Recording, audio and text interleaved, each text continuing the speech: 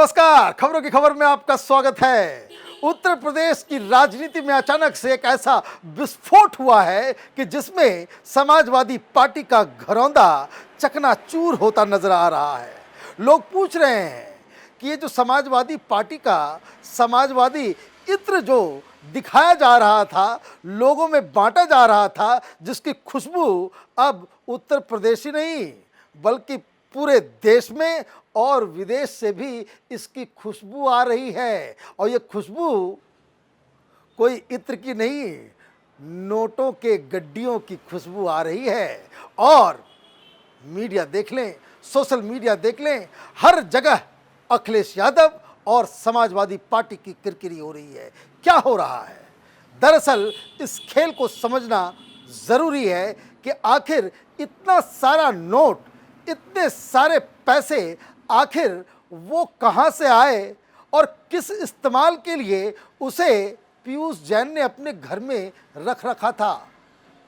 दरअसल इसकी पूरी शुरुआत, इसकी पूरी क्रोनोलॉजी को आप समझेंगे तो आपको समझ में आएगा किस तरीके से एक इनकम टैक्स और जीएसटी डिपार्टमेंट के छापेमारी से कैसे तार से तार जुड़ते चले गए और इतना बड़ा खुलासा दुनिया के सामने हो गया।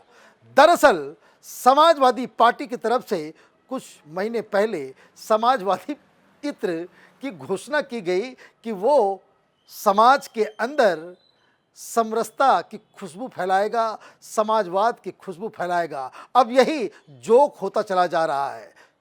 3 गलतियां अखिलेश यादव की जो उनको बहुत ज़्यादा महंगी पड़ने वाली है इस चुनाव में। जब से ये छापेमारी शुरू हुई है तब से अखिलेश यादव की तरफ से कोई बयान नहीं आया है। समाजवादी पार्टी के प्रवक्ता अपना चेहरा छुपाए घूम रहे हैं। जब इन सब चीज़ों की शुरुआत हुई थी करीब 4 दिन पहले, जब उनके करीबियों के ऊपर छापेमारी शुरू हुई थी, तब राजीव राय सामने आए। उन्होंने कहा कि भाई इनकम टैक्स डिपार्टमेंट को तो सिर्फ 17,000 रुपये मिले, कहीं कोई कागजात नहीं मिला। ये पॉलिटिकल वेंडेटा के तहत विपक्षियों के ऊपर कार्रवाई की जा रही है। ये बंगाल में भी इन लोगों ने किया, महाराष्ट्र में भी किया। ये भारतीय जनता पार्टी के एक स्ट्रेटजी का हिस्सा है। लेकिन अब ये तमाम दलीलें, विपक्ष के सारे आरोप अब जमीन में जरा सा भी स्टैंड नहीं करते। इस कहानी की शुरुआत होती है बुधवार को जीएसटी और इनकम टैक्स डिपार्टमेंट के लोगों ने, एक गुटखा कंपनी है शिखर, काफ़ी पॉपुलर है, जिसका प्रचार कोई और नहीं सलमान खान स्वयं करते हैं। क्या खबर इस पे आई तो ये बताया जा रहा है कि बुधवार को शिखर पान मसाला के यहाँ जीएसटी और इनकम टैक्स की छापेमारी हुई।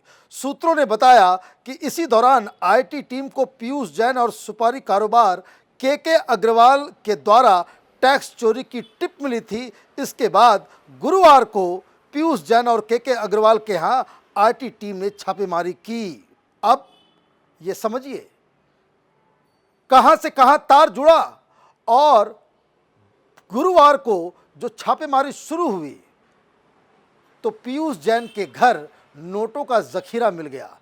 4 मशीन लाए थे इनको काउंट करने के लिए, लेकिन जैसे जैसे वहां पे सर्च शुरू हुआ, एक के बाद एक बंडल निकलते चले गए तो मालूम चल रहा है कि अब तक 150 करोड़ 150 करोड़ रुपए नगद वहां पे मिले हैं। सब 500 के नोट। 4 मशीनें कम पड़ गई। SBI, state bank of India के कर्मचारियों को बुलाया गया कि भाई आकर के मदद कर दो पैसे काउंट करने में। अब ये बताया जा रहा है कि इतने घंटों के बाद भी नोटों की गिनती पूरी नहीं हुई है और अब 12 मशीनें लगाई गई हैं।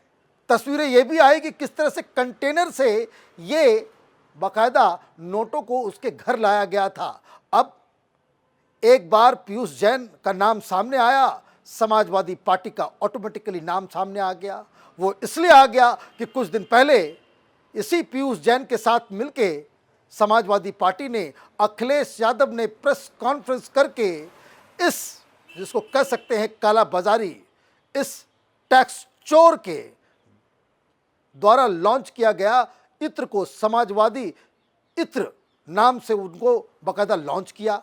अब बताया यह भी जा रहा है कि ये जो पीयूष जैन है, इनके भाई हैं पम्मी जैन, जो समाजवादी पार्टी के एमएलसी हैं।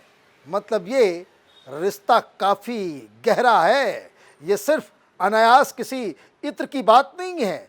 इन लोगों में बहुत ही पुराना नेक्सस है। और जो खबर आई जीएसटी विभाग के सूत्रों के मुताबिक, तीनों कारोबारी एक दूसरे से जुड़े हुए हैं। शिखर पान मसाला में छापेमारी के बाद दोनों ही कारोबारी अलर्ट हो गए। हालांकि कारोबारी पर एक साथ छापेमारी कर कैश को ठिकाने लगाने से पहले ही बरामद कर लिया गया। मतलब ये खबर ये आ रही कि जैसे ही उधर शिखर पान मसाला के यहाँ जो इनकम टैक्स का छापा पड़ा, ये लोग अलर्ट हो गए और ये लोग इस सारे कैश को कहीं और ट्रांसफ़र करने वाले थे। लेकिन उसके पहले ही क्योंकि सबूत मिल गए थे, टिप्स मिल गया था कि पैसा क्या हो रहा है नहीं हो रहा है, और यहाँ पे छापेमारी हो गई। अब पीयूष जैन के बारे में बताया जा रहा है कि पीयूष जैन कन्नौज के छिप्ती के रहने वाले हैं। कोल्ड स्टोरेज है, पेट्रोल पंप है, काफ़ी बड़ा कारोबार है और इनका जो हेडक्वार्टर है वो मुंबई में है। और अब ये मालूम चल रहा है कि इनकी 2 विदेशी कंपनियां भी हैं। अब जो कागजात मिल रहे हैं, नोट तो अपनी जगह पे है, कागजात जो मिल रहे हैं उससे मालूम चल रहा है कि इन लोगों ने कई सारे दर्जनों शेल कंपनियां खोल रखी थी, जिससे पैसे की हेरा फेरी करने में ये लोग उन फर्जी कंपनियों का इस्तेमाल कर रहे थे। अब इसके राजनीति के पहलू के ऊपर समझना ज़रूरी है कि ये सारा पैसा, इतना सारा कैश, उस हिसाब से जो तस्वीरें आई हैं वो माइंड बॉगलिंग है। उसे इस तरीके से रखा गया है जैसे कि आप ये समझिए कि किसे कुरियर, जैसे आप कुरियर पैकिंग देखते हैं उस हिसाब से इसे पैक किया गया था। और ये पैकिंग इसलिए किया गया था क्योंकि ऐसा लग रहा है, जो सूत्र बता रहे हैं कि इसका पूरा इस्तेमाल इलेक्शन में होने वाला था। लोग 4 लाख 5 लाख से ज़्यादा घर में कैश नहीं रख सकते। अगर कहीं कोई चेकिंग हो जाए या कुछ हो जाए, उसकी वजह से कोई व्यक्ति, कोई बड़ा से बड़ा सीए इतने सारे कैश को वो लीगल रूप से वो जस्टिफाई नहीं कर सकता। यहाँ 150 करोड़ कैश, तो साफ साफ लग रहा है कि इसका इस्तेमाल इलेक्शन में किया जाता। ये आप समझिए हिंदुस्तान की राजनीति का ये कैसा काला चेहरा है कि जिसमें आप सिर्फ कैश के जरिए चुनाव में आप हिस्सेदारी करते हैं। और ये सब 500 के नोट, तो ये जो भीड़ आ रही थी, तो जो पैसे दिए जा रहे थे, जो बातचीत हो रही थी, तो ये सारी चीज़ों में अखिलेश यादव के इमेज को बहुत बड़ा डेंट लगा है। और मैंने आपको कहा कि चुनाव के मुहाने इस तरीके से कोई पार्टी का रिश्ता, इस तरह के कारोबारी जिसके पास से इतने सारा काला धन जिससे बरामद होता हो, तो वो पार्टी के लिए बहुत बड़ा झटका माना जाएगा। अब अखिलेश यादव 3 ऐसी गलतियां कर चुके हैं जिससे उनके इमेज को बहुत बड़ा नुकसान हुआ है। और तीनों ही चीज़ें ऐसी हैं कि जिसको लेकर के अखिलेश यादव को रीथिंक करना चाहिए अपने ओवरऑल पॉलिटिक्स के ऊपर। पहली गलती जिसकी वजह से सोशल मीडिया में और आम जनता के बीच वो हंसी के पात्र बने, जब उनके मुख्यमंत्री का जो घर जो था, जब उनको खाली करने के लिए कहा गया तो उनकी टोटियां गायब हो गई। अब भारतीय जनता पार्टी कोई मौका छोड़ने वाली नहीं है। टोटी चोर के नाम से अखिलेश यादव के ऊपर पूरी तरीके से एक प्रोपेगेंडा चल पड़ा और लोग अखिलेश यादव के साथ वो टोटी को जोड़ दिया इन लोगों ने। दूसरी जो सबसे बड़ी मिस्टेक जो अखिलेश यादव से हुई, वो कोरोना जैसे इशू के ऊपर इन्होंने साफ साफ कह दिया कि भाई ये जो वैक्सीन लगाई जा रही है वो वैक्सीन समाजवादी नहीं लगाएंगे। वो उन्होंने साफ साफ ऐलान किया था कि हमें नहीं लगाना है।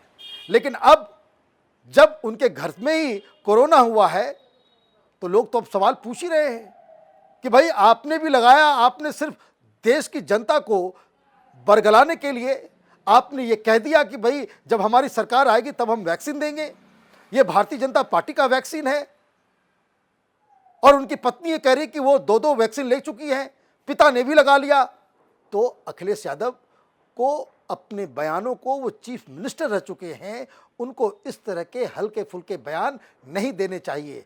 और तीसरी गलती जो ठीक चुनाव से पहले एक बहुत भारी पड़ने वाला है कि वो जो समाजवादी इत्र जो बांट रहे थे, उसके बाद इतना बड़ा खुलासा वो उनके लिए काफ़ी घातक होने जा रहा है, क्योंकि आज से ही सोशल मीडिया में उनके खिलाफ ये कैंपेन चालू हो गया है। लोग पूछ रहे हैं भाई ये किस तरह का समाजवाद है? गरीबों का नोट, गरीबों के पेट को काट के आप समाजवाद किस तरीके से लाना चाह रहे हैं? इतना नोटों का ज़ख़ीरा, इतना सारा कुछ जो मिल रहा है, उसके जरिए किस तरह का समाजवाद उत्तर प्रदेश में अखिलेश यादव लाना चाहते हैं? तो ये चुनाव से ठीक पहले एक बहुत बड़ा झटका माना जा सकता है और भारतीय जनता पार्टी के लिए एक ऐसा सुनहरा मौका जिसको लेकर वो जब तक चुनाव चले उसमें अखिलेश यादव को बैकफुट पर लाने के लिए ये 3 मुद्दे वो काफ़ी होंगे कि जिसकी वजह से अखिलेश यादव और समाजवादी पार्टी को बहुत ज़्यादा नुकसान होगा। आप देखते रहिए कैपिटल टीवी, हमारे वीडियोस को लाइक कीजिए, शेयर कीजिए और हमारे चैनल को सब्सक्राइब कीजिए। धन्यवाद।